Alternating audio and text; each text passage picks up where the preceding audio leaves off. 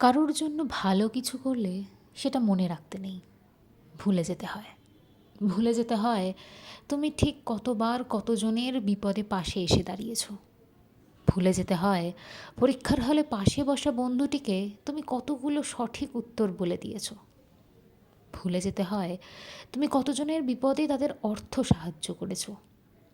ভুলে যেতে হয় অর্থ সাহায্য না করতে পারলেও তুমি কতজনের দুর্দিনে তাদের মেন্টাল সাপোর্ট দিয়েছো।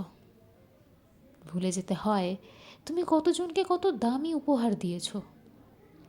আর যদি ভুলতে না পারো তাহলে এক অদ্ভুত খারাপ লাগা তোমাকে গ্রাস করে নেবে, তুমি বুঝতেও পারবে না।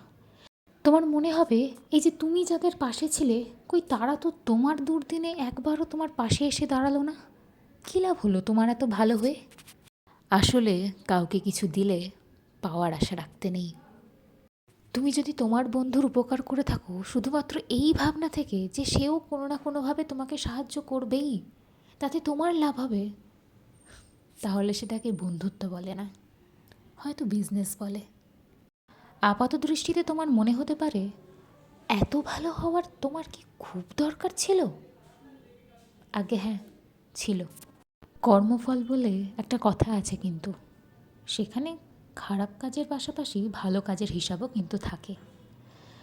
তাই তুমি আজকে যাদের উপকার করছো ঠিক তারাই হয়তো তোমার এই ভালো কাজগুলোর রিটার্ন গিফট তোমাকে দিতে পারছে না, কিন্তু তুমি ভাবতেও পারবে না কখন কোথায় কে কিভাবে তোমার এই ভালো কাজগুলোর ফল তোমাকে দ্বিগুণ করে ফিরিয়ে দেবে। তাই অন্তত কারোর জন্য ভালো কাজ কিছু করতে পারো আর না পারো, কারোর খারাপ চেও না।